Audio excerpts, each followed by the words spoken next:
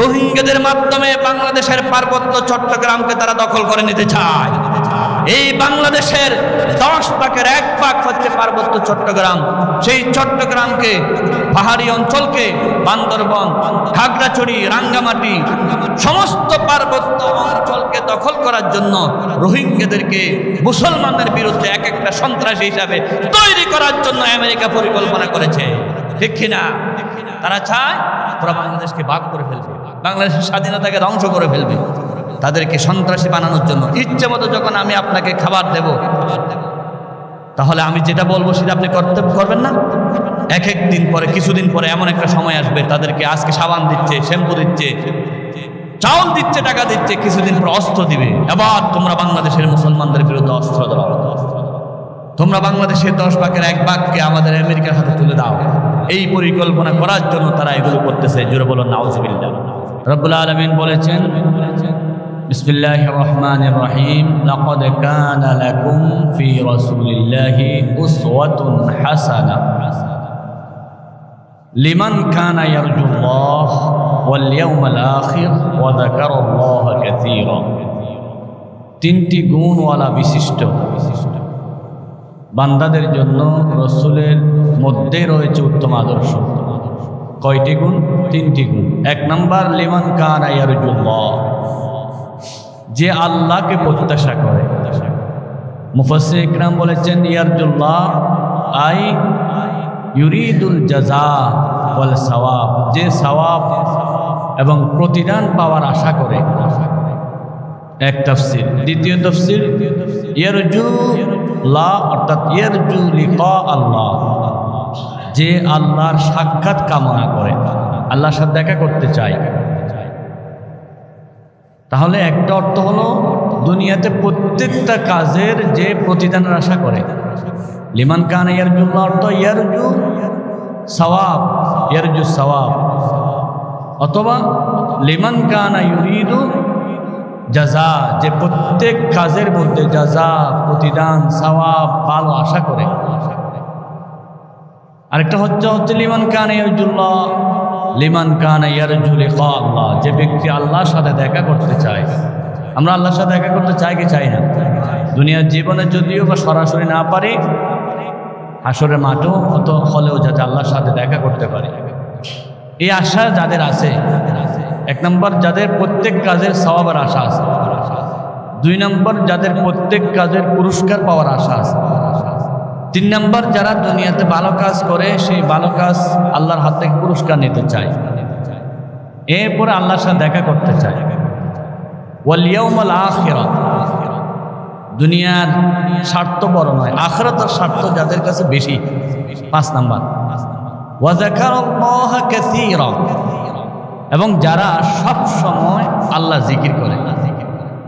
এই 6টি গুণ যাদের আছে, তারা দুনিয়াতে প্রত্যেকটা কাজ করার জন্য রসুলের আদর্শই তাদের জন্য শ্রেষ্ঠ আদর্শ। রসুলের মতে কাজ করতে হবে। সুবহানাল্লাহ। যেমন আমরা নামাজ পড়ি আল্লাহকে খুশি করার জন্য, সওয়াবের আশায়, প্রতিদানের আশায়। ফজরের নামাজ, তো ফজরের নামাজ আমরা কয় রাকাত পড়ি? ফরজ 2 রাকাত। যারা পড়েন তারা হলো বলেন না, সবাই পড়তে পারি না হয়তো ঘুমের কারণে। যারা পড়ি তারা হলো বলি, ফজরের নামাজ কয় রাকাত পড়ি? 2 রাকাত। এবার বুঝেন, এই 2 রাকাতের মধ্যে রাসূলের আদর্শ। কোন ইমাম সাহেব তো 3 রাকাত পড়ে, 4 রাকাত পড়ে, 5 রাকাত পড়ে, আমরা লোকমা দেব না? অথচ ইমাম সাহেব 4র্থ রাকাতে কেরাত পড়তেছে, রুকু করতেছে, সিজদা করতেছে, একটাও খারাপ কাজ না। কোরআন শরীফ পড়ো ভালো কাজ, জিকির করো ভালো কাজ, তাসবিহ পড়ো ভালো কাজ, রুকু করো ভালো কাজ। তো 2 রাকাত তো ভালো কাজ করছে, 3য় রাকাত ভালো কাজ করতেছে, তো আপনি মানতেছেন না কেন? 4র্থ রাকাত ভালো কাজ করবে, কিন্তু তারপরও আমরা মানতেছি না। কারণ লাকাদ কানা লাকুম ফি রাসূলিল্লাহি উসওয়াতুন হাসানাহ, তোমার নামাজটা রসুলের নামাজের মতো হয় নাই। আমাদের আদর্শ তো রসুলের মধ্যে রয়েছে। তোমার নামাজটা কার মতো হতে হবে? রসুলের মতো হতে হবে। রসুল ফজরের নামাজ 2 রাকাত পড়েছিলেন ফরজ, সেজন্য তোমাকে 2 রাকাত পড়তে হবে। কারণ আমি সওয়াব পেতে, নামাজ পড়ে সওয়াব পেতে চাই, নামাজ পড়ে আল্লাহর সাথে দেখা করতে চাই, নামাজ পড়ে আমরা প্রতিদান পেতে চাই। তাহলে নামাজটা কার নিয়মে হতে হবে? রসুলের নিয়মে হতে হবে। বল কার নিয়মে হতে হবে? মাগরিবের নামাজ 3 রাকাত ফরজ, তো কোনো ইমাম সাহেব 4 রাকাত পড়লো। ইমাম সাহেব আপনি লোকমা দিলেন, সালাম ফিরিয়ে বলতেছে, কেন লোকমা দিচ্ছেন ভাই? আমি কি খারাপ কাজ করতেছি? আমি 4th রাকাতে কেরাত পড়লাম, 4th রাকাতে রুকু করলাম, 4th রাকাতে সিজদা করলাম, 4th রাকাতে ভালো কাজ করলাম, আপনি মানতেছেন না কেন? বলে না, লাকাদ কানা লাকুম ফি রাসূলিল্লাহ, রসুলের মধ্যে উত্তম আদর্শ, নামাজটা রসুলের মতো হতে হবে। রসুলের মতো নামাজ না হলে আমরা মানতে পারি না। বলুন সুবহানাল্লাহ। আচ্ছা, নামাজ বুঝলাম। এবার আমরা শুধু সওয়াবের আশা করি। রোজা রাখবো কিসের আশায়? সওয়াবের আশায়, আল্লাহকে পাওয়ার আশায়। তো রোজাটা রাখলাম, সেহরির সময় খানা খাইলাম, এখন আসর আজানের পর আমি ইফতার করে ফেললাম, হবে? রোজা হয়েছে কিন্তু রসুলের মতো হয় নাই, সেজন্য রোজাটা আমরা কেউ মানব না। আচ্ছা, আমরা রোজা রাখলাম, ইফতারের সময় ব্যস্ত হয়ে গেলাম, ইফতারের সময় ইফতার করলাম না, কিন্তু আমরা রয়ে গেলাম, রাত্র কিছু খেলাম না, এটাও পরিপূর্ণ সওয়াব আমরা পাবো না। কারণ কি? রসুলের মতো হলো না। রসুল যেভাবে রোজা রেখেছেন সেইভাবে রোজা রাখতে হবে। কারণ কি? রোজার মধ্যে আমাদের 1 নম্বর উদ্দেশ্য সওয়াব পাওয়া, 2 নম্বর উদ্দেশ্য প্রতিদান পাওয়া, 3 নম্বর উদ্দেশ্য আল্লাহকে খুশি করা, 4 নম্বর উদ্দেশ্য আখিরাতে এই রোজা দিয়ে আমি শান্তি পাওয়া। তো সব উদ্দেশ্য সফল করতে হলে রোজাটা কার মতো হতে হবে? রসুলের মতো। নামাজটা কার মতো হতে হবে? রসুলের মতো হতে হবে। সেদিন রসুল বলেছেন, সাল্লু কামা রাআইতুমুনি উসাল্লি, আমাকে যেভাবে নামাজ পড়তে দেখো সেভাবে তুমি নামাজ পড়ো।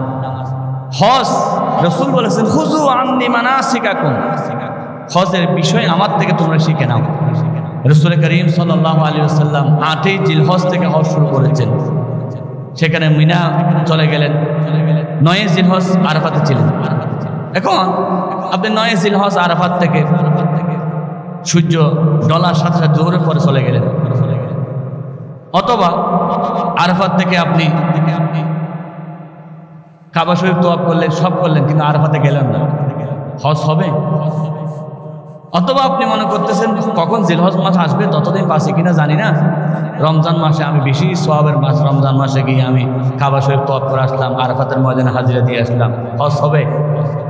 নির্দিষ্ট সময়ে নির্দিষ্ট জায়গায় নির্দিষ্ট বিষয় পালন করার নাম হজ। তবে সেই নির্দিষ্ট বিষয়টা হতে হবে রসুলের শিখানো মতো। রসুল যেভাবে তাওয়াফ শুরু করেছেন, রসুল যেভাবে মিনা মুজদালিফা করেছেন, রসুল যেভাবে আরাফা করেছেন, সব সেভাবে হতে হবে। তাহলে আমাদের ব্রেনে বুঝে আসলো, লাকাদ কানা লাকুম ফি রাসূলিল্লাহি উসওয়াতুন হাসানাহ, মানে রসুলের মতো নামাজ হতে হবে। কি জন্য? নামাজ যদি সওয়াব চাই, নামাজ যদি আল্লাহর পক্ষ থেকে প্রতিদান চাই, নামাজ যদি আমরা পুরস্কার পেতে চাই, আল্লাহর সাথে একা করতে চাই, নামাজ পড়ে জান্নাত পেতে চাই, নামাজটা কিসের মতো হতে হবে? রসুলের মতো। বলেন না কিসের মতো? এবার রোজাটা রসুলের মতো, হজটা রসুলের মতো। তাহলে রোজা, নামাজ, হজ, যাকাতটা কিসের মতো হতে হবে? রসুল যেভাবে বলেছেন। রসুল কি বলেছেন? 2.5% হারে যাকাত দিতে হবে। একটা যাকাতের মেকদার আছে, কি পরিমাণ যাকাত দিতে হবে, কাকে কাকে যাকাত দিতে হবে, এই সম্পদটা 1 বছর হলে যাকাত দিতে হবে, সম্পদটা নিসাব পরিমাণ হলে যাকাত দিতে হবে, কিছু নিয়মকানুন আছে না ভাই? সেই নিয়মে যাকাত দিতে হবে। আবার নামাজের ক্ষেত্রে যদি রসুলের মতো নামাজ পড়তে হয়, রোজার ক্ষেত্রে যদি রসুলের মতো রোজা রাখতে হয়, হজের ক্ষেত্রে যদি রসুলের মতো হজ করতে হয়, যাকাতের ক্ষেত্রে যদি রসুলের মতো যাকাত দিতে হয়। কেন? আল্লাহ বলেছেন রসুলের মধ্যে রয়েছে উত্তম আদর্শ। এবার আসুন দুনিয়ার জীবনে আমরা কথা বলবো কিসের মতো? রসুলের মতো। রসুল কথা বলতে কিভাবে কথা বলতে, সেটা কোরআন শরীফে আছে কি নাই? আল্লাহ রাব্বুল আলামিন বলেন, ফাবিমা রাহমাতিন মিনাল্লাহি লিনতা লাহুম ওয়ালাউ কুনতা ফাজ্জান গালিযাল কলবি লানফাদ্দু মিন হাওলিক। হে আমার নবী, আপনার কোমল ভাষা, নরম ভাষা ব্যবহার যদি মধুর না হতো, সুন্দর না হতো, ফাবিমা রাহমাতিন মিনাল্লাহ, আল্লাহ যে আপনাকে রহমত হিসেবে দুনিয়াতে প্রেরণ করেছেন, ওয়ামা আরসালনাকা ইল্লা রাহমাতাল লিল আলামিন। সূরা আম্বিয়ার 107 নম্বর আয়াতে 17 নম্বর পারা 10 নম্বর পৃষ্ঠায় আল্লাহ বলেছেন, হে নবী, আমি আপনাকে রহমত পেরে হিসাবে প্রেরণ করেছি। আল্লাহ রহমত শুরু হলো ব্যবহার দিয়ে, রহমাতাল লিল আলামিনের রহমত পাওয়া গেল ফাবিমা রাহমাতিন মিনাল্লাহ, আল্লাহর পক্ষ থেকে আপনার প্রতি রহমত, যে রহমাতিন মিনাল্লাহ, ফাবিমা রাহমাতিন মিনাল্লাহ, আল্লাহর পক্ষ থেকে আপনি রহমত পেয়েছেন। কেমনে? আপনার ভাষাটা রহমত। আপনি যখন কথা বলতেন তখন মানুষ পাগল হয়ে যেত, আপনার ব্যবহারটাই রহমত। ব্যবহার শুনেই মানুষ পাগল হয়ে যেত। সুবহানাল্লাহ, এত সুন্দর ব্যবহার। বুখারী শরীফের হাদিসে আছে, রাসূল করিম সাল্লাল্লাহু আলাইহি ওয়াসাল্লামের কাছে মক্কার আবু জেহেল, আবু লাহাব সবাই রাসূলকে ধ্বংস করার জন্য অনেক প্রতারণা করলেন, অনেক সুন্দর সুন্দর তারা পরিকল্পনা করলেন রাসূলকে ধ্বংস করার জন্য। তাদের পরিকল্পনার একটা অংশ ছিল রাসূল করিম সাল্লাল্লাহু আলাইহি ওয়াসাল্লামকে তারা মনে করত যেহেতু তিনি মূর্তির বিরুদ্ধে বলে, তিনি যেহেতু লাত মানাত উজ্জার বিরুদ্ধে বলে, তাহলে তার ব্রেন নষ্ট হয়েছে। নাউজুবিল্লাহ বলেন, আরো জোরে নাউজুবিল্লাহ। বড় একটা জারপুকওয়ালা বেশি কাজ করতেন, তার নাম ছিল জিমাত। কি নাম? জিমাত। উনি যখন হজ করতে আসছে, মক্কার কাফেররা ওনার কাছে কে বলতেছে, তুমি তো জারপুক করো, তুমি তো বৈদ্যালি করো, তাবিজ দোয়া করো, এরকম অনেক আছে না, মগা শিয়ামি, কত কিছু আমাদের দেশে নাম আছে। আপনি যখন তার কাছে যাবেন, একটা বৈদ্যের কাছে হাজিরা দেখে বলে যে তোমার খুব বিপদ আছে, এই হবে সেই হবে, অনেক কিছু বলে। কিন্তু তাকে যদি একটা ঘুষি দেন, সে বলে আমাকে ঘুষি দিচ্ছেন কেন? তখন তাকে বলবেন আপনি তো 10 বছর পরে কি হবেন এটা বলতেছেন, 3 দিন পরে কি হবে কি বলতেছেন, 2 মিনিট পরে যে ঘুষি খাবেন এটা আপনি জানতেন না। আমার ভাইয়েরা, সেজন্য রাসূল বলেছেন, যারা কাহিনের কাছে যায়, এরকম বৌদ্ধের কাছে যায়, 40 বছরের ইবাদত তাদের নষ্ট হয়ে যায়। সুবহানাল্লাহ নাকি নাউজুবিল্লাহ। ভাইয়েরা, রাসূল করিম সাল্লাল্লাহু আলাইহি ওয়াসাল্লামের কাছে কাহিন আনলো, জাদুকর আনলো, নবীজিকে গণকের মাধ্যমে, জাদুর মাধ্যমে ভালো করার জন্য মক্কার কাফেররা সিদ্ধান্ত নিল। জিমাতকে বললেন তুমি রাসূলকে জারফুক করো, রসুলকে বেশি বেশি জারফুক করো, বৈদ্যালি করো, রসুল যাতে ভালো হয়ে যায়। নবীজির কাছে আসলেন, নবীজিকে জিজ্ঞাসা করলেন তোমার নাম কি? মুহাম্মদ। রসুল বলেছে হ্যাঁ, আমার নাম মুহাম্মদ। এবার নবীজিকে জিজ্ঞাসা করলেন, আমি তোমার সম্পর্কে অনেক কিছু শুনেছি, তুমি নাকি নবুয়ত দাবি করো, তুমি নাকি মূর্তির বিরুদ্ধে কথা বলো, কোন এক আল্লাহর কথা বলো। জিমাত সবচাইতে শ্রেষ্ঠ জারফুকওয়ালা ব্যক্তি রাসূলকে বললেন, তুমি বলো দেখি তোমার বক্তব্য কি? আল্লাহর হাবিব যে কোনো আলেমরা নাম খুতবা ওয়াজের সময় যে খুতবা পড়েন, আমরা একটু আগে যে খুতবা বললাম, নাহমাদুহু ওয়া নাস্তাঈনুহু ওয়া নাস্তাগফিরুহু ওয়া নু'মিনু বিহি ওয়া নাতাওয়াক্কালু আলাইহি। অনেকে খুতবা পরিবর্তন করে, আমি কিন্তু খুতবাটা পরিবর্তন করি না, কারণ আল্লাহ রাসূলের খুতবা দিয়েই ওয়াজ শুরু করতেন। সুন্নত পালন করার জন্য আমি এই খুতবাটা সবসময় পালন করি। রাসূল করিম সাল্লাল্লাহু আলাইহি ওয়াসাল্লাম খুতবাটা পড়লেন, ইন্নাল হামদালিল্লাহ নাহমাদুহু ওয়া নাস্তাঈনুহু ওয়া নাস্তাগফিরুহু ওয়া নু'মিনু বিহি ওয়া নাতাওয়াক্কালু আলাইহি ওয়া নাউযু বিল্লাহি মিন শুরুরি আনফুসিনা ওয়া মিন সাইয়্যাতি আমালিনা। এই খুতবাটা যখন পড়লেন, জারফুক যিনি করতেন, কাহেন যিনি ছিলেন, জাদুকর যিনি ছিলেন, নাম ছিল কি? জিমাত। উনি আশ্চর্য হয়ে গেলেন। উনি আশ্চর্য হয়ে বললেন, আপনার ব্যবহার এত সুন্দর, আপনার কথা এত সুন্দর, আমি তো পাগল হয়ে যাচ্ছি। আইত, আবার আপনি তেলাওয়াত করুন। রাসূল করিম সাল্লাল্লাহু আলাইহি ওয়াসাল্লাম দ্বিতীয়বার খুতবাটা পড়লেন। জিমাত বলল, আবার পড়ুন, আমি পাগল হয়ে যাচ্ছি, এত সুন্দর। মুসলিম শরীফের 868 নম্বর হাদিসের মধ্যে জিমাত চিৎকার মেরে বললেন, সামি'তু কাওলাস সিহরা ওয়া কাওলাল কাহানা ওয়া কাওলাশ শুআরা। আমি জীবনে অনেক জাদুকরের জাদুর বক্তব্য শুনেছি, অনেক গণকের বক্তব্য শুনেছি, অনেক কবিদের কবিতা শুনেছি। আল্লাহর কসম, আপনি মুহাম্মদের মতো সুন্দর ব্যবহার, সুন্দর এই বাক্য আমি কারো কাছ থেকে শুনি না। ওয়াল্লাহি মা সামি'তু মিসলু কালিমাতিকা হাহুনা। আপনি যে কালিমাগুলো শোনালেন আমাকে, আমি এত কিছু শুনেছি পৃথিবীতে, এরকম সুন্দর আর শুনি নাই। আল্লাহু আকবার বলেন। কারিম আসাদ মিশরের নাম শুনছেন? কারিম আসাদ যখন নাকি কেরাত তেলাওয়াত শুরু করতেন, খ্রিস্টানরা ইহুদিরা পর্যন্ত চোখের পানি ফেলে দিত। কি সুন্দর চমৎকার তেলাওয়াত! রাসূল করিম সাল্লাল্লাহু আলাইহি ওয়াসাল্লামের এই তেলাওয়াত শুনে, এই খুতবাটা শুনে, বাক্যটা শুনে ওই জাদুকর তিনি আশ্চর্য হয়ে গেলেন। তিনি সাথে সাথে বললেন, লাকাদ বালাগনা দাওয়াতাস সাহরি, লাকাদ বালাগনা দাওয়াতাল বাহার।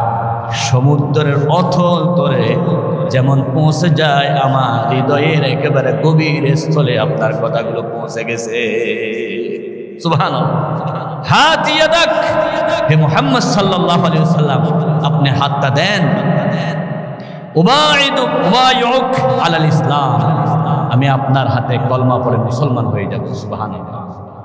অথচ তাকে আনছিল কি জন্য? রসুলকে ঠিক করার জন্য, রসুলকে ভালো করার জন্য। কিন্তু রসুল করিম সাল্লাল্লাহু আলাইহি ওয়াসাল্লামের মধুর বক্তব্য শুনে, ব্যবহার শুনে, সবচাইতে শ্রেষ্ঠ চার পক্ষরওয়ালা পর্যন্ত রসুলের এই মধু শুনে, বাক্য শুনে পাগল হয়ে গেল। সাথে সাথে কালমা পড়ে মুসলমান হয়ে গেল। লা ইলাহা ইল্লাল্লাহু মুহাম্মাদুর রাসূলুল্লাহ। বলুন সাল্লাল্লাহু। তাহলে আবার বলুন, নামাজ যদি রসুল যেভাবে পড়েছেন সেভাবে না পড়লে নামাজ না হয়। মাগরিব 3 রাকাত জায়গায় 4 রাকাত পড়লে নামাজ যদি নষ্ট হয়ে যায়। রোজা যদি রসুলের মতো না হলে রোজা না হয়। আপনার হজ যদি রসুলের মতো না হলে কবুল না হয়। যাকাত যদি রসুলের মতো না হলে কবুল না হয়। ব্যবহার তো রসুলের মতো ব্যবহার না হলে সে কি ভালো মানুষ হতে পারবে? ব্যবহার তো রসুলের মতো হতে হবে। প্রত্যেকটা ইবাদত রসুলের মতো হতে হবে। সেজন্য আল্লাহ রাব্বুল আলামিন বলেন, ওয়াকুলু লিন-নাসি হুসনা, মানুষের সাথে সুন্দর সুন্দর ব্যবহার করো, তোমার ব্যবহারে বিশ্ব জয় করা সম্ভব হবে। আল্লাহ রাব্বুল আলামিন আরো বলেন, কাউলুম মারুফুন ওয়া মাগফিরাতুন খায়রুম মিন সাদাকা। সুবহানাল্লাহ বলেন। বোঝার আগে বলুন সুবহানাল্লাহ। কাউলুম মারুফ, মিষ্টি ব্যবহার, সুন্দর ব্যবহার, নরম ব্যবহার, ভালো ব্যবহার। খায়রুম মিন সাদাকা, ওই সদকা দেওয়ার চাইতে, টাকা দেওয়ার চাইতে, পয়সা দেওয়ার চাইতে, হাদিয়া দেওয়ার চাইতে উত্তম ব্যবহার অনেক উত্তম। আপনি অনেকজনকে টাকা দিলেন, লক্ষ লক্ষ টাকা, কিন্তু কোটা দিলেন, ইয়াতবাউহা যা, কষ্ট দিলেন, কোটা দিলেন। এর চাইতে মধুর ব্যবহার অনেক কি ভালো। বলুন অনেক ভালো। ব্যবহারের জগতে আমাদেরকে চ্যাম্পিয়ন হতে হবে। রসুলের ব্যবহার আমাদেরকে শিখতে হবে। কি সুন্দর ব্যবহার করতে হবে। হাদিস সাক্ষী, রসুল করিম সাল্লাল্লাহু আলাইহি ওয়াসাল্লাম বাচ্চাদের পাশ দিয়ে গেলেও ব্যবহার এত সুন্দর করতেন। মাররা আলা গিলমান ফাসাল্লামা আলাইহিম। রসুল করিম সাল্লাল্লাহু আলাইহি ওয়াসাল্লাম ব্যবহার দেখুন, বাচ্চাদের পাশ দিয়ে যাচ্ছেন, রসুলে আগে সবাইকে সালাম দিতেন। সুবহানাল্লাহ বলবেন না? কে আগে সালাম দিতেন? রসুল আগে সালাম দিতেন। আমরা তো আগে সালাম দিতে পারি না, আমরা সালাম দেওয়ার জন্য বসে থাকি। আমরা মনে করি আমি স্বামী স্ত্রী সালাম দিবে, আমি শিক্ষক ছাত্র সালাম দিবে, আমি অফিসার কর্মচারী সালাম দিবে, আমি সওদাগর স্টাফরা সালাম দিবে। এটা আমাদের অভ্যাস। কিন্তু রাসূল করিম সাল্লাল্লাহু আলাইহি ওয়াসাল্লাম বলেছেন, আল বাদি বিস সালাম দারিয়ুম মিনাল কিবার। যে ব্যক্তি আগে সালাম দিতে পারে সে হয় অহংকার মুক্ত হয়ে যায়। এবার হলো বলুন না সুবহানাল্লাহ। হযরত জাবির বিন আব্দুল্লাহ রাদিয়াল্লাহু তাআলা আনহুর হাদিস, রাসূল বলেছেন, ওয়ান জাবির বিন আব্দুল্লাহ রাদিয়াল্লাহু তাআলা আনহুমা قال قال رسول الله صلى الله عليه وسلم السلام قبل الكلام। আগে সালাম, তারপরে কালাম। আগে কি দিতে হবে? সালাম দিতে হবে। রাসূলের ব্যবহার, 1 নম্বর ব্যবহার সালাম দিয়ে শুরু হবে। বাচ্চাদেরকে প্রশিক্ষণ দিতে হবে সালাম দেওয়ার। যেখানে যাও আগে সালাম দিবেন। শিক্ষকরা আগে সালাম দিতে হবে। কেন আপনি সালামের জন্য অপেক্ষা করতেছেন? সালাম আগে দিতে হবে। এই সালাম অনেক বড় নিয়ামত। আল্লাহর হাবিব বলেছেন, যে ব্যক্তি 5টি কাজ করে, ইন্নাল জান্নাতা তুশতাক, জান্নাত অপেক্ষা করে, আশা করে, ইলা খামসাতি নাফারিন তালিল কোরআন। পাঁচ শ্রেণী মানুষের জন্য জান্নাত আশা করে আল্লাহকে বলে, আল্লাহ ওই সমস্ত ব্যক্তিকে জান্নাতে দাও। এক নাম্বার, যারা কোরআন তেলাওয়াত করে মধুর সুরে সুরে, যারা কোরআন তেলাওয়াত করে, কোরআন তেলাওয়াতকারীর জন্য জান্নাত অপেক্ষা করে, আল্লাহকে বলে, আল্লাহ বান্দাকে আমার জান্নাতে দাও। দুই নাম্বার, আল্লাহর হাবিব বলেছেন, যে ব্যক্তি ক্ষুধার্ত মানুষকে খানা খাওয়ায়, জান্নাত তাদের জন্য অপেক্ষা করে। এরপরে নবীজি বলেছেন, যারা বেশি বেশি সালাম দেয়, জান্নাত তাদের জন্য অপেক্ষা করে। আল্লাহ একটা জান্নাতের নাম রেখেছেন দারুস সালাম। দারুস সালাম মানে সালাম দেওয়ার ঘর, শান্তির ঘর। যারা বেশি বেশি সালাম দেয়, আল্লাহ তাদেরকে দারুস সালামে ঢুকায়। ওয়াল্লাহু ইয়াদউ ইলা দারিস সালাম ওয়া ইয়াহদি মান ইয়াশাউ ইলা সিরাতিন মুস্তাকিম।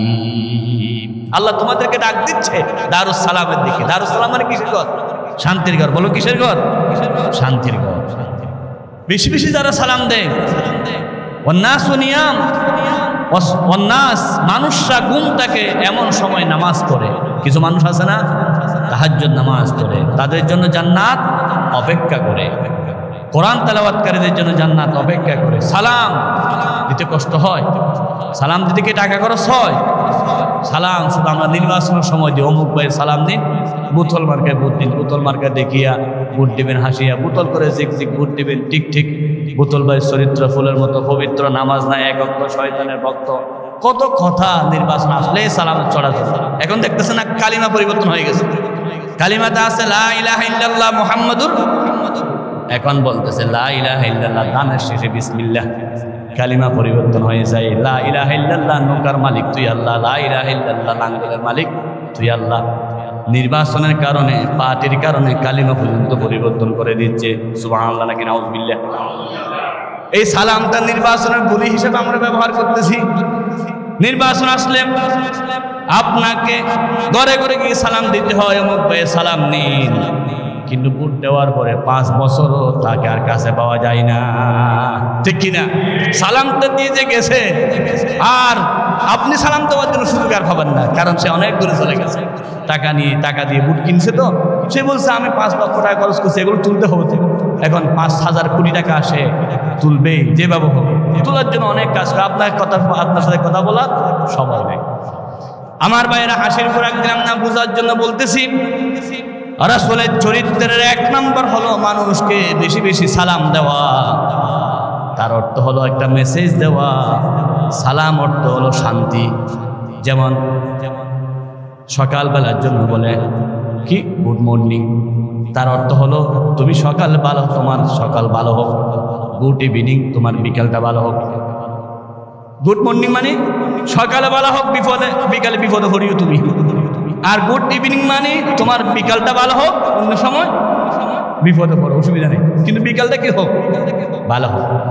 রাসূল আমাদেরকে এমন একটা বাক্য শিক্ষা দিলেন, আসসালামু আলাইকুম, তুমি সকালও শান্তিতে থাকো, বিকালও শান্তিতে থাকো, ঘরও শান্তিতে থাকো, বাহিরও শান্তিতে থাকো, যেখানে যাও সেখানে তোমার জন্য আমি শান্তির দোয়া করতেছি। সুবহানাল্লাহ।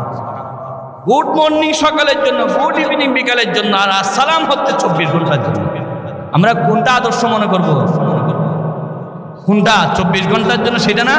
সেজন্য আল্লাহ বলে, লাকাদ কানা লাকুম ফি রাসূলিল্লাহি উসওয়াতুন হাসানা। তোমাদের জন্য গুড মর্নিং উত্তম আদর্শ নয়, কারণ এটা সকালে ভালো থাকবে। গুড ইভিনিং উত্তম আদর্শ নয়, এটা বিকালে ভালো থাকবে। তোমাদের জন্য উত্তম আদর্শ হলো 24 ঘন্টা ভালো থাকার দোয়া। বলুন সুবহানাল্লাহ। সব সময় ভালো থাকার দোয়া, এটাই হলো রাসূলের আদর্শ। লাকাদ কানা লাকুম ফি রাসূলিল্লাহি উসওয়াতুন হাসানা। সব সময় ভালো থাকতে চান নাকি এক সময় ভালো আর এক সময় বিপদ থাকতে চান? আমার ভাইয়েরা, নামাজ শেষ করার সাথে সাথে সালাম দিতে হয়। ডান পাশে আপনি সালাম দিলেন, আসসালামু আলাইকুম। আপনার ডান পাশে যত মানুষ আছে তাদেরকে মেসেজ দিলেন, আমার নাম মুসলমান। মুসলমান শব্দ মূল অক্ষর হচ্ছে সিন লাম মিম। ইসলাম শব্দের মূল অক্ষর হলো সিন লাম মিম। সালাম শব্দের মূল অক্ষর হলো সিন লাম মিম। তার মানে নিরাপত্তা, নবীজি বলেছেন আল মুসলিম আখুল মুসলিম, মুসলমান তো সেই যে আরেক মুসলমানের ভাই, লা ইয়াজলিমুহু, সে অন্যজন মুসলমানের উপর জুলুম করতে পারবে না, কারণ সে মুসলমান হয়ে গেছে। মুসলমান মান নিরাপদ জাতি, তার কাছে হিন্দু নিরাপদ, তার কাছে খ্রিস্টান নিরাপদ, তার কাছে বুদ্ধ নিরাপদ, তার কাছে ইহুদি নিরাপদ, এমনকি তার কাছে তার প্রতিবেশী নিরাপদ, তার কাছে তার ভাই নিরাপদ। নবীজি বলেছেন দামুল মুসলিমি আলাল মুসলিমি হারামুন দামুহু ওয়া মালুহু ওয়া ইরজুহু, একজন মুসলমানের সম্পদ, একজন মুসলমানের ইজ্জত, একজন মুসলমানের সম্মান, সব কিছু আরেক মুসলমানের কাছে নিরাপদ। সুবহানাল্লাহ। নবীজি বলেছেন আল মুসলিমু মান সালিমাল মুসলিমুনা মিন লিসানিহি ওয়া ইয়াদিহি, প্রকৃত মুসলমান যার হাত দিয়ে, যার জবান দিয়ে মানুষকে কষ্ট দেয় না, সে হলো প্রকৃত মুসলমান। নবীজি বলেছেন সেই তো প্রকৃত মুসলমান যে প্রতিবেশীকে কষ্ট দেয় না। নবীজি বলেছেন সেই খাঁটি মুমিন যে পেট ভরে খাইলো আর প্রতিবেশীর খবর নিল না, সে কখনো মুমিন হতে পারে না। আল্লাহর হাবিব বলেছেন ওয়াল্লাহি লা ইউমিন, ওয়াল্লাহি লা ইউমিন, ও ব্যক্তি মুমিন হতে পারে না, ও ব্যক্তি ইমানদার হতে পারে না যার হাত এবং মুখের অনিষ্ট থেকে তার প্রতিবেশীরা নিরাপদ নয়। সুবহানাল্লাহ বলে। এগুলো হচ্ছে মানবাধিকার। এগুলো কি মানবাধিকার? পৃথিবীতে সবচেয়ে মানবাধিকারের কথা রাসূল বলেছেন। রাসূল করিম সাল্লাল্লাহু আলাইহি ওয়াসাল্লাম যেহেতু শ্রেষ্ঠ শিক্ষক, শ্রেষ্ঠ আদর্শ, রাসূলের মানবাধিকারের কথা বলেছেন। বলুন আলহামদুলিল্লাহ। আমার ভাইয়েরা, রাসূল করিম সাল্লাল্লাহু আলাইহি ওয়াসাল্লাম সালাম শিক্ষা দিলেন। ইসলাম থেকে সালাম, মুসলিম থেকে সালাম, সব কিছুর মূল অক্ষর হচ্ছে সিন লাম মিম, নিরাপদ থাকা, শান্তিতে থাকা। একজন মুসলমানের কাছে সব ধর্মের লোক নিরাপদ। হিন্দু নিরাপদ, বৌদ্ধ নিরাপদ, খ্রিস্টান নিরাপদ, ইহুদি নিরাপদ, প্রতিবেশী নিরাপদ, কাস্টমার নিরাপদ। একজন মুসলমানের কাছে সবাই নিরাপদ। প্রমাণ হলো বাংলাদেশ। আমার ভাইরা, পাশের রাষ্ট্রকর্মা দেখেন কি পরিমাণ জুলুম বুদ্ধরা মুসলমানদের উপর করেছে। লাখ লাখ রোহিঙ্গাদেরকে বাংলাদেশে পাঠিয়ে দিয়েছে মারতে মারতে, ঠিক কিনা? বুদ্ধরা কি পরিমাণ নির্যাতন করেছে, এগুলো আজকে আপনাদেরকে হাতে কলমে দেখাই দিতে হবে না, সব আপনাদের চোখে প্রমাণ। আর পাশের রাষ্ট্র হিন্দু রাষ্ট্র ভারত দেখেন মুসলমানদেরকে কি নির্যাতন করতেছে। গত 3 দিন আগে ভারতের 2 জন মুসলমান, একজনের নাম মাহমুদ, আরেকজনের নাম মুস্তাফা, 2 জন আমার সাথে কথা বলেছে। আসাম, তিনি ভারতের চিত্র তারা 2 জন আমাকে বর্ণনা করেছেন। বলেছে ভারতের জমিনে কেউ গরু জবাই করতে পারে না। নাউজুবিল্লাহ বলেন। তার কারণ কি? গরুকে হিন্দুরা দেবতা মনে করে, গরুকে তাদেরকে মা মনে করে, সেজন্য গরুর গোস্তকে তারা গোস্ত বলে না, মাংস বলে। মাংস মানে মায়ের অংশ। কার অংশ? মায়ের অংশ। গোস্ত খাওয়া তারা সম্পূর্ণরূপে নিষিদ্ধ করেছেন। ভারতের কোনো জায়গায় প্রকাশ্য গরু জবাই করলে তার ফাঁসি হবে। একটা গরু জবাই করলে ফাঁসি হবে। আর সেই দেশে অসংখ্য মুসলমানদেরকে তারা জবাই করতেছে, ঠিক কিনা? গুজরাটের অবস্থা দেখেন, আহমদাবাদের অবস্থা দেখেন, অসংখ্য মসজিদকে তারা ভেঙে চুরমার করে দিয়েছে। সরাসরি আমার মোবাইলে ছবি আছে, 2 জনের ছবি আমি রেখেছি। তারা ভারতের ইতিহাস বর্ণনা করেছেন। মোদী সরকার ক্ষমতা গ্রহণ করার পর থেকে যত জায়গা মসজিদের জন্য, মাদ্রাসার জন্য ওয়াকফ করেছিল, দাতারা, জায়গার মালিক বলেছে আমি এই জায়গাকে মসজিদ মাদ্রাসা করার জন্য দিয়ে দিলাম। সমস্ত ওয়াকফ সম্পত্তিগুলো, মাদ্রাসার সমস্ত জায়গাগুলো তারা স্কুল বানিয়ে ফেলেছেন। জোরে বলুন নাউজুবিল্লাহ।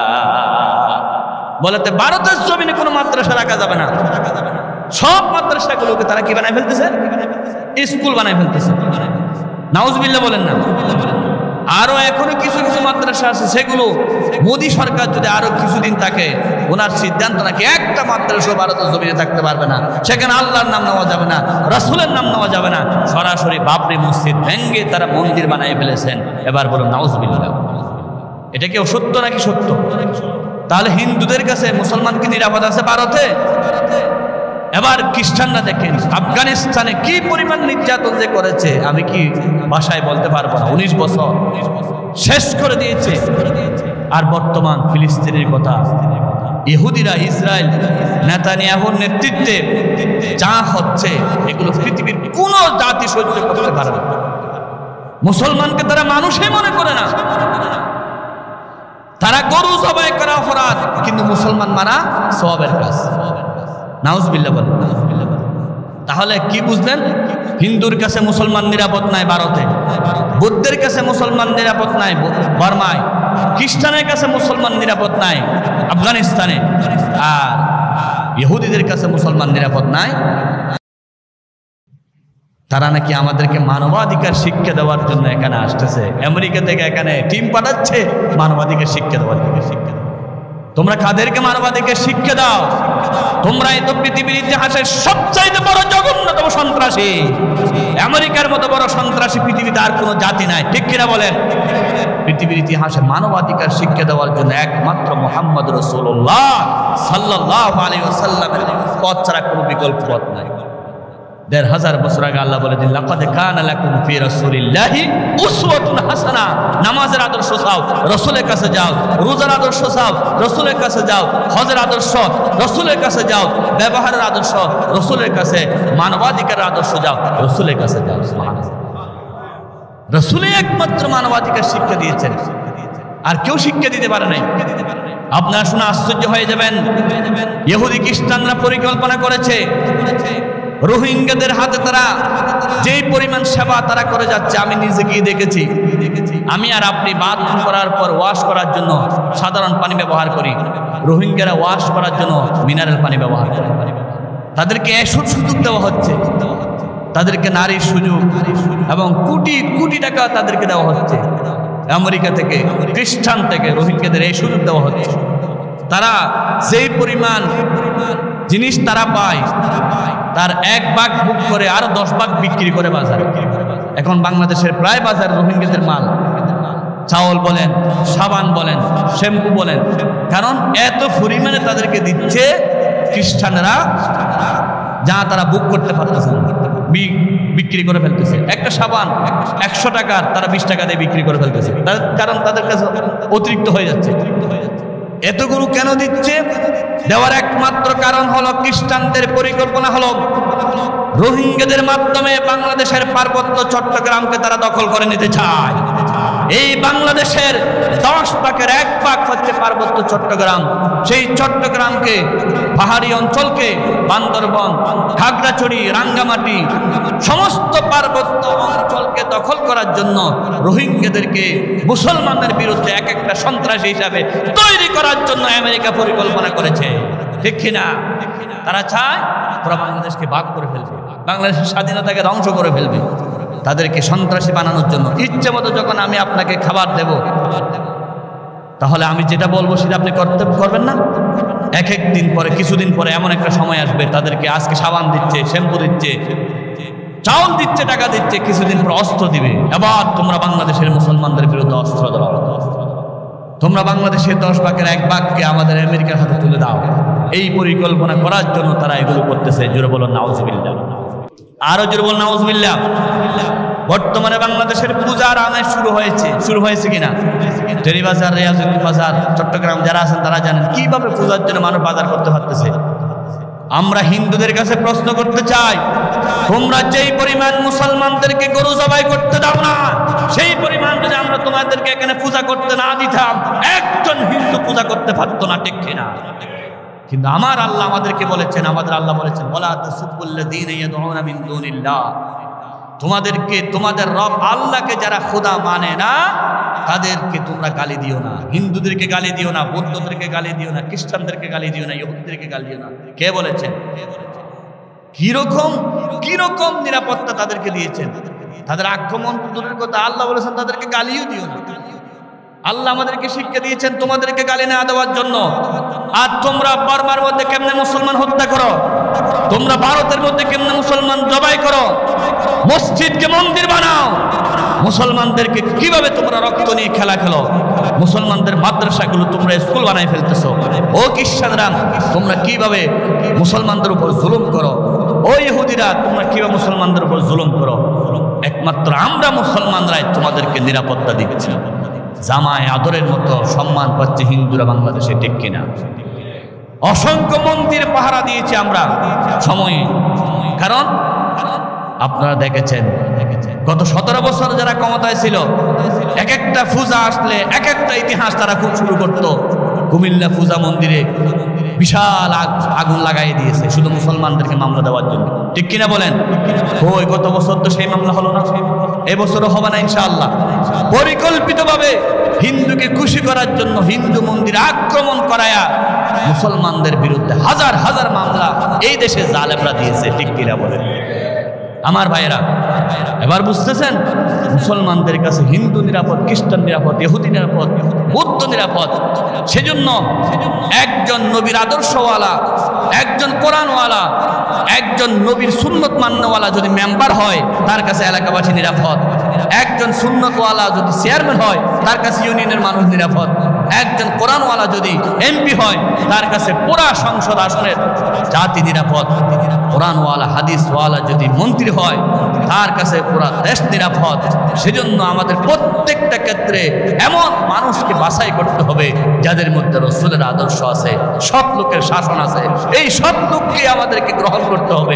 রাসূলের আদর্শ যার মধ্যে আছে তার কাছে আপনি নিরাপদ, আপনার ভাই নিরাপদ, আপনার মা নিরাপদ, আপনার বোন নিরাপদ, আপনার আত্মীয় স্বজন নিরাপদ। লাকাদ কানা লাকুম ফি রাসূলিল্লাহি উসওয়াতুন হাসানাহ।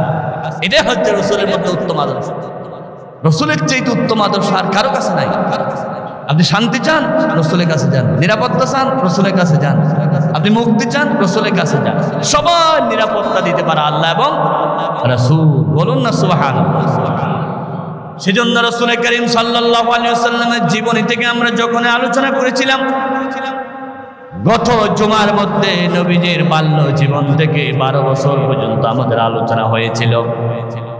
নবীজির বয়স যখন 17 বছর হয়ে গেল, রাসূল করিম সাল্লাল্লাহু আলাইহি ওয়াসাল্লাম আবার চিন্তা করতে লাগলেন, হায়রে মক্কার জমিনে কি অশান্তি চলতেছে। হারবুল ফুজ্জার নামক একটা যুদ্ধ হয়েছিল। তার যুদ্ধের কারণ হলো ফুজ্জার মানে খারাপ লোকদের যুদ্ধ। নিষিদ্ধ মাসে যুদ্ধ করা হারাম। নিষিদ্ধ মাস হলো 4টা, 4 মাসে যুদ্ধ করা হারাম। সেই নিষিদ্ধ মাসে যারা যুদ্ধ করেছিল তারা ছিল মক্কা জমিনে সবচাইতে বড় ফাসেক, বড় ফুজ্জার, বড় খারাপ মানুষ। নিষিদ্ধ মাস মানত না। রাসূল করিম সাল্লাল্লাহু আলাইহি ওয়াসাল্লাম এবার চিন্তা করতে লাগলেন, এই যুদ্ধ বিগ্রহ মক্কার জমিন থেকে দূর করে মক্কার জমিনে শান্তি কায়েম করতে হবে। কি করা যায়? এক রাওয়ায়াত। দ্বিতীয় রাওয়ায়াত আছে জুবাই গোত্রের একজন লোক ব্যবসা করার জন্য মক্কা শরীফে আসলেন। মক্কা শরীফে আসার পরে তার মালামালগুলো আমর বিন বহায়ের নামক একজনের হাতে জমা দিলেন। তিনি সম্পদগুলো নিয়ে ফেললেন, তার সব সম্পদ নিয়ে ফেলেন, আর ব্যবসার সুযোগ তাকে দিল না। তিনি অনেকজনকে বুঝালেন, মক্কার কাফের আবু জেহেল, আবু লাহাবের কাছে, আমি দূর থেকে ব্যবসা করার জন্য আসছি, আপনাদের এক সন্ত্রাসে আমার সব টাকা পয়সাগুলো নিয়ে ফেলল। কেউ তার কথায় সাড়া দিল না। তিনি জাবাল আবু কুবাইসের মধ্যে ডাক দিলেন, ও মক্কাবাসীরা, আমি বড় বিপদে পড়েছি, আমার উপর জুলুম করা হয়েছে, এখন কি করতে পারি? রাসূলের দাদার গোষ্ঠী, নানার গোষ্ঠী, মুতাওয়াল্লি গোষ্ঠীরা 2 জন বসলেন।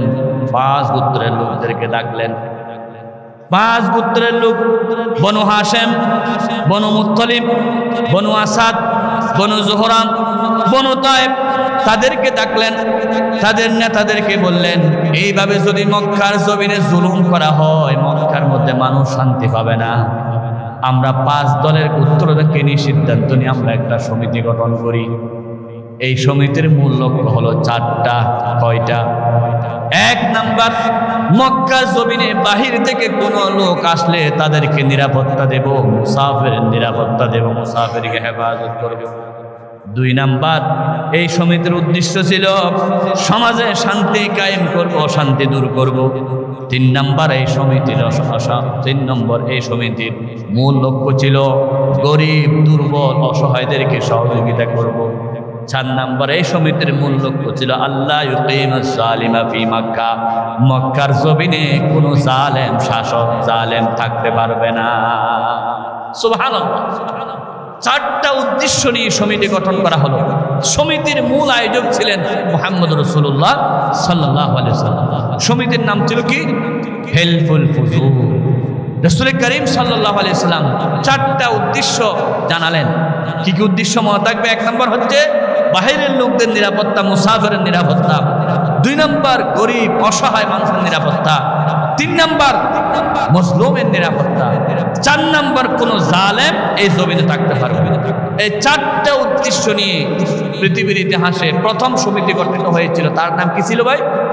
হেলফুল ফুজুল। এই সমিতির মূল আয়োজক ছিলেন মুহাম্মদ রাসূলুল্লাহ সাল্লাল্লাহু আলাইহি ওয়াসাল্লাম। রাসূল করিম সাল্লাল্লাহু আলাইহি ওয়াসাল্লাম তখন অফিশিয়ালি নবী হন নাই। শব্দটা মনে রাখবেন, অফিশিয়ালি নবী। কারণ কালকে থেকে আবার লেখালেখি শুরু করবে। রাসূল নবী হয়েছেন আদম আলাইহিস সালাম আসার আগেই। জিহাদি সাহেব এটা বুঝেন না, ফেসবুকের যুগ, সেই জন্য বলে অফিশিয়ালি নবী। আল্লাহ অফিশিয়ালি নবী ঘোষণা করেন নাই 17 বছর বয়সে। এমন সময় রাসূল সিদ্ধান্ত নিলেন মক্কার মানুষকে শান্তি দেওয়ার জন্য একটা সমিতি গঠন করলেন। বলুন সুবহানাল্লাহ। কিন্তু রাসূল করিম সাল্লাল্লাহু আলাইহি ওয়াসাল্লাম এই সমিতি গঠন করে পরিপূর্ণ সাকসেস হতে পারে নাই। রাসূল সমিতি গঠন করেছিলেন নবুয়তের কয় বছর বয়সে? রাসূলের কয় বছর বয়সে? 17 বছর বয়সে। 17 বছর থেকে রাসূল অফিশিয়ালি নবী হলেন 40 বছর। তাহলে 17 থেকে 40 কত হয়? 23। বলেন কত হয়? 23। এই 23টি বছর রাসূল চেষ্টা করেছিলেন, সাধনা করেছিলেন মক্কার জমিন থেকে জুলুম দূর করার জন্য, মারামারি দূর করার জন্য, খানানি দূর করার জন্য পারেন নাই, সফল হতে পারেন নাই। কারণ রাসূল করিম সাল্লাল্লাহু আলাইহি ওয়াসাল্লাম তখন চেয়েছিলেন নিজস্ব মত দিয়ে, সফল হতে পারেন নাই।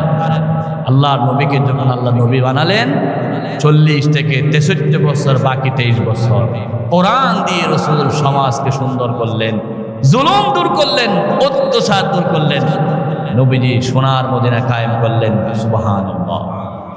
তাহলে বুঝতে আপনাদের সহজ। 17 থেকে 40, 23 বছরে হাজারো চেষ্টা করে ব্যর্থ হয়েছেন, কোরআন ছাড়া ছিল। 40 থেকে 63 বছরে সফল হয়েছেন, কোরআন দিয়েছেন। আপনি যদি কোরআন ছাড়া, নবীর আদর্শ ছাড়া হাজারো চেষ্টা করে সমাজে শান্তি কায়েম করতে পারবেন না। কোন প্রতিষ্ঠানে, ব্যবসা প্রতিষ্ঠান বলেন, অর্থনৈতিক প্রতিষ্ঠান বলেন, ক্যান্ডেলম্যান বলেন, কোন প্রতিষ্ঠান শান্তি কায়েম করতে পারবেন না যদি কি না থাকে? কোরআন না থাকে। কি না থাকে? কোরআন না থাকে। 40 বছর থেকে 63 বছরে রাসূল করিম সাল্লাল্লাহু আলাইহি ওয়াসাল্লাম পরিপূর্ণ সফল হলেন। কি দিয়ে? কোরআন দিয়ে। বলুন কি দিয়ে? রাসূল করিম সাল্লাল্লাহু আলাইহি ওয়াসাল্লাম এবার মক্কি জীবন শুরু হলো। আল্লাহ নবীর যখন মক্কি জীবন শুরু হলো, নবী করিম সাল্লাল্লাহু আলাইহি ওয়াসাল্লামের 8 ধরনের জুলুমের শিকার হলেন। 1 নাম্বার, রাসূলুল্লাহ দায়ী হিসাবে নিজে জুলুমের শিকার হলেন। 2 নাম্বার, রাসূল করিম সাল্লাল্লাহু আলাইহি ওয়াসাল্লামের যারা অনুসারী ছিল তারা জুলুমের শিকার হলো। 3 নাম্বার, রাসূলকে যারা সহযোগিতা করেছিল তারা জুলুমের শিকার হলো। 4 নাম্বার, রাসূলের বিরুদ্ধে মিথ্যা অপবাদ দেওয়া শুরু হলো। 5 নাম্বার, রাসূল করিম সাল্লাল্লাহু আলাইহি ওয়াসাল্লামের বিরুদ্ধে আন্তর্জাতিকভাবে চক্রান্ত শুরু হলো। 6 নাম্বার, রাসূল করিম সাল্লাল্লাহু আলাইহি ওয়াসাল্লামকে বিভিন্ন অভিযোগ দিলেন, পাগল, জাদুকর, সবকিছু দিয়ে ইসলাম বন্ধ করতে চাইল। 7 নাম্বার, রাসূল করিম সাল্লাল্লাহু আলাইহি ওয়াসাল্লামকে বয়কট করে শিয়াবে আবি তালেবের মধ্যে জেলখানার মুক্ত করে বন্দী রাখলেন।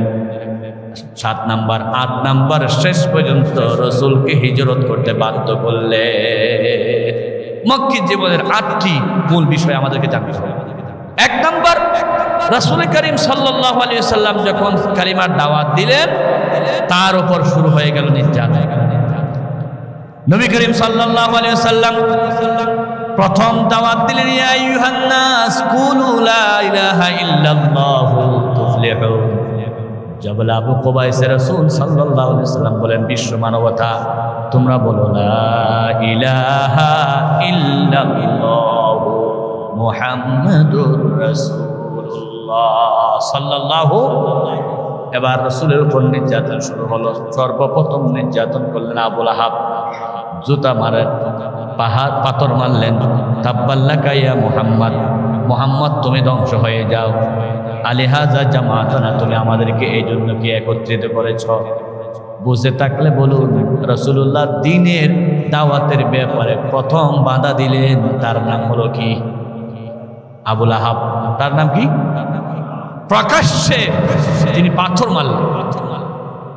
তার পরিণাম হিসাবে আল্লাহ রাব্বুল আলামিন তার নামে প্রকাশ্যে সূরা নাযিল করলেন, তাব্বাত ইয়াদা আবি লাহাবিন ওয়া তাব মা আগনা আনহু মালুহু ওয়া মা কাসাব সায়াসলা নারান যাতা লাহাব ওয়া ইমরাতুহু হাম্মালাতাল হাতাব ফি জিদিহা হাবলুম মিন মাসাদ।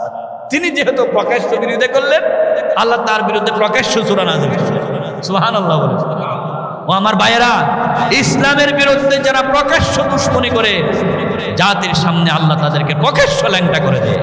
তুমি ইসলামের বিরুদ্ধে কথা বলবা, তুমি কোরআনের বিরুদ্ধে কথা বলবা, আলেম ওলামার বিরুদ্ধে কথা বলবা, আল্লাহ তোমাকে জাতির সামনে প্রকাশ্য ল্যাংটা করে দিবে। আল্লাহ আবু লাহাবকে এটাই করেছে। দীর্ঘ 2 বছর 3 বছর রাসূল করিম সাল্লাল্লাহু আলাইহি ওয়াসাল্লাম গোপনে দাওয়াত দিলেন। আল্লাহ রাব্বুল আলামিন নবীকে আদেশ দিলেন, ওয়া আনজির আশিরাতাকাল আকরাবিন, প্রথমে আপনি আপনার পরিবারকে ঠিক করেন। রাসূল করিম সাল্লাল্লাহু আলাইহি ওয়াসাল্লাম পরিবারের কাছে গেলেন, খাদিজার কাছে গেলেন। খাদিজা 1 মিনিটও দেরি করে নাই, নবীজি দাওয়াত দেওয়ার সাথে সাথে কলমা পড়ে মুসলমান হয়ে গেলেন। সুবহানাল্লাহ। একদিন 2 দিন নয়, রাসূল গোপনে দাওয়াত দিয়েছিলেন লাগাতার কয় বছর? 3 বছর। বলুন কয় বছর? আল্লাহ রাব্বুল আলামিন নবীকে বারবার আদেশ দিলেন, ইয়া আইয়ুহাল মুদ্দাসসির কুম ফানজির ওয়া রাব্বাকা ফাকাব্বির। হে কম্বল জড়িত রাসূল সাল্লাল্লাহু আলাইহি ওয়াসাল্লাম, কুম ফানজির, আপনি দাঁড়ান, সতর্ক করুন। এই আয়াত নাযিল হওয়ার পরে রাসূল করিম সাল্লাল্লাহু আলাইহি ওয়াসাল্লাম প্রকাশ্য দাওয়াত দেওয়া শুরু করলেন। গোপনে দাওয়াত দিলেন প্রথম 3 বছর, প্রকাশ্য যখন দাওয়াত দিলেন 2 বছর, এবার রাসূলের উপর নির্যাতনের সীমাহীন ভাবে প্রকাশ্য শুরু হয়ে গেল। আল্লাহ রাসূলকে বলেন, ইয়া আইয়ুহার রাসূলু বাল্লিগ মা উনজিলা ইলাইকা মির রাব্বিক। গোপনে 3 বছর দাওয়াত দিয়েছেন, এবারে প্রকাশ্য দাওয়াত দেন, তাবলীগ করেন। আল্লাহ নবী যখন প্রকাশ্য দাওয়াত দিলেন, বুখারী শরীফের 520 নম্বর হাদিস, হযরত আব্দুল্লাহ বিন মাসউদ রাদিয়াল্লাহু তাআলা আনহুমা বর্ণনা করেন, নবীজি প্রকাশ্য দাওয়াত দেওয়ার জন্য কাবা শরীফের সামনে গেলেন। নবীজি দাওয়াত দিলেন। এমন সময় দাওয়াত শেষে রাসূলুল্লাহ নামাজ পড়তেছেন। রাসূলুল্লাহ নামাজ পড়ার সাথে সাথে মক্কার কাফেররা বলতেছেন, দেখো মুহাম্মদের কি সাহস, মুহাম্মদ এবার আমাদের সামনে প্রকাশ্য আমাদের মূর্তির বিরুদ্ধে বলে আবার প্রকাশ্য নামাজ পড়তেছে। মক্কার জমিনে কে আসো, এমন বীর পুরুষ কে আসো যে অমুক জায়গায় উট জবাই করে সেই জায়গা থেকে উটের রক্ত, উটের ময়লা, উটের নারী বুড়ি, উটের পায়খানা প্রস্রাব এনে মুহাম্মদের মাথার উপর দিতে পারবা? জোরে বলুন নাউজুবিল্লাহি মিন যালিক। উকবা বিন আবি মুঈত বলেন, আমি দাঁড়িয়ে গেলাম, আমি দাঁড়িয়ে বললাম, আমি পারবো রাসূলকে কষ্ট দিতে।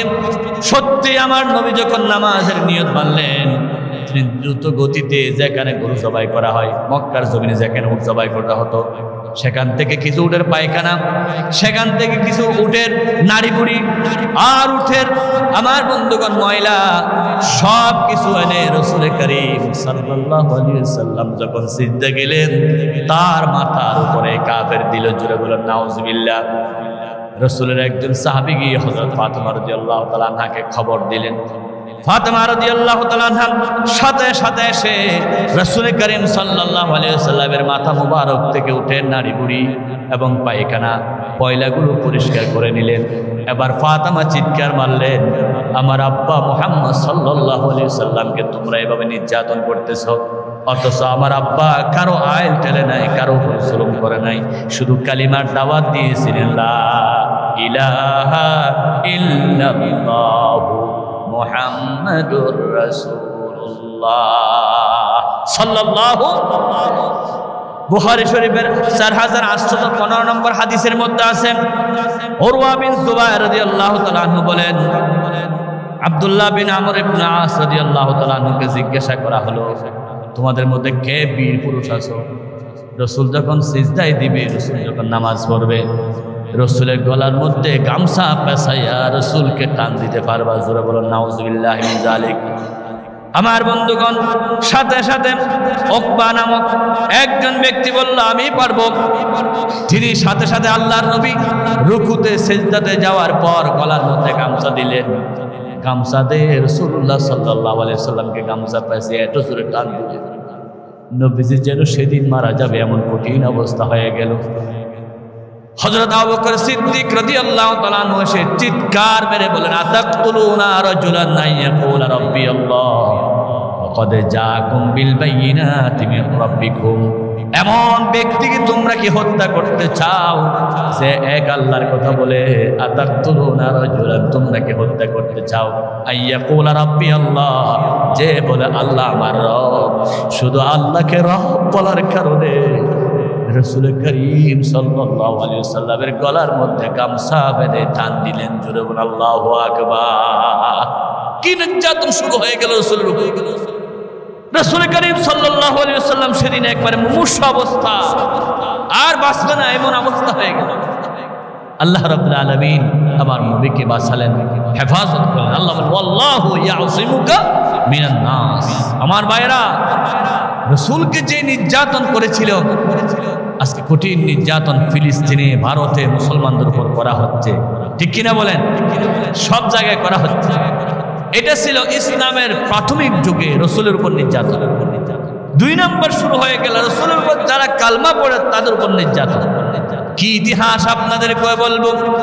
হযরত সুমাইয়া রাদিয়াল্লাহু তাআলা আনহা, হযরত বেলাল, হযরত সুবাইব, হযরত হাব্বাব, যারা কালমা পড়েছে তাদেরকে দুনিয়া থেকে বিদায় করে দেওয়ার জন্য হাজারো চেষ্টা করেছে।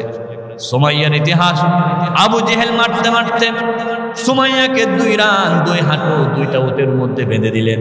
উট 2টা দৌড়তে লাগলেন এবং সুমাইয়ার বর্ষা, লজ্জাস্থানে বর্ষা পর্যন্ত ডুবিয়ে দিল। কি নির্যাতন করেছে মুসলমানদের উপর।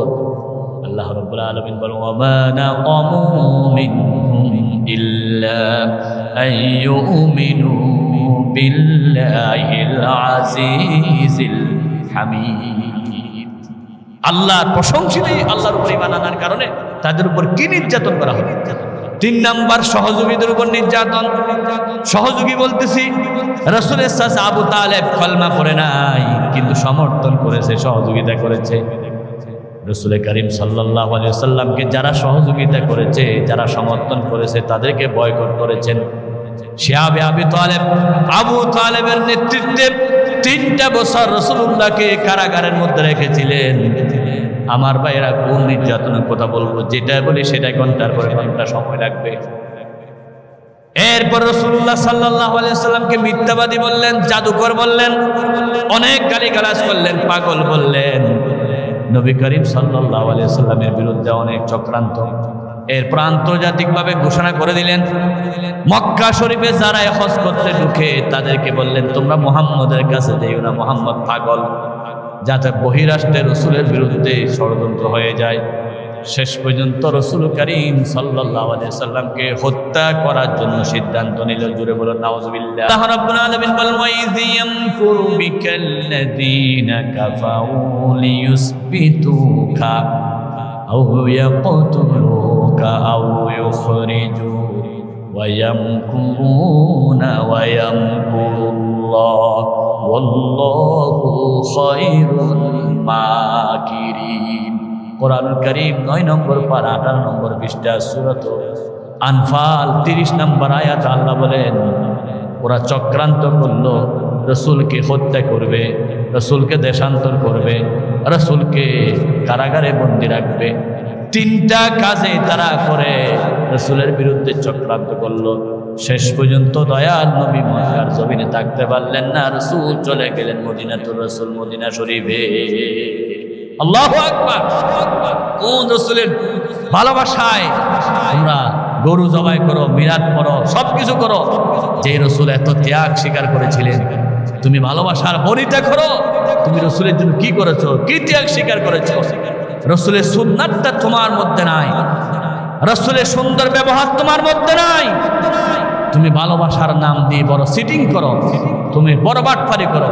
শুধু ভালোবাসার নাম দিয়ে গোস্ত গাইলে হবে না, ভালোবাসার নাম দিয়ে বিরিয়ানি খাইলে হবে না, ভালোবাসার নাম দিয়ে জিলাপি মিষ্টি গাইলে হবে না। ভালোবাসতে হলে রাসূলুল্লাহর মতো ত্যাগ স্বীকার করতে হবে, কষ্ট স্বীকার করতে হবে, দ্বীনের কাজ করতে হবে, সুন্নতের অনুসরণ করতে হবে। এটাই হবে প্রকৃত ভালোবাসা। ঠিক কিনা বলেন? রবিউল আউয়াল শেষ, রাসূলের ভালোবাসা আস্তে আস্তে কমে যাচ্ছে।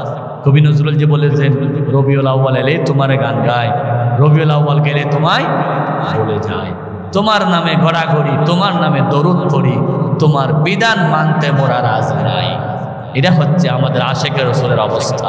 ওই আশিকে রাসূলুল্লাহ, আসুন, রাসূল মক্কা জমিনে যে কষ্ট করেছিলেন, রসুলকে মহব্বত করতে গিয়ে সাহাবায়ে কেরামরা যে কষ্ট করেছিলেন, আমরা সে কষ্ট স্বীকার করতে হবে। আমাদেরকে হাজারো কষ্ট স্বীকার করে দ্বীনের উপর অটল থাকতে হবে। ঠিক কিনা? সমস্ত বাধা বিপত্তিকে সহ্য করে আমাদেরকে এক অটল থাকতে হবে। যেহেতু আল্লাহ বলেছেন, লাকাদ কানা লাকুম ফি রাসূলিল্লাহি উসওয়াতুন হাসানাহ, তোমাদের মধ্যে তোমাদের জন্য রয়েছে রাসূলের মতো উত্তম আদর্শ। আসুন সেই রাসূলের আদর্শ আমরা গ্রহণ করি, রাসূলের সুন্নাত আমরা গ্রহণ করি, রাসূলের ত্যাগের ইতিহাস আমরা জেনে নিজেরাও ত্যাগ করার জন্য প্রস্তুত হয়ে যায়। সেই ত্যাগের ইতিহাসও আমাদের জন্য আদর্শ রয়েছে। আমরা রাসূল করিম সাল্লাল্লাহু আলাইহি সাল্লামের মক্কি জীবনের সামান্য কিছু শুনলাম। আগামী জুমায় রাসূলুল্লাহর মাদানী জীবন শুনবো। হিজরত করার পর রাসূল কি কষ্ট পেলেন, কয়টা যুদ্ধ করলেন, কিভাবে রাসূলুল্লাহ মদিনা জমিনকে সাজালেন, আমাদেরকে সেটা আগামী জুমায় জানার জন্য অনুরোধ জানাচ্ছি।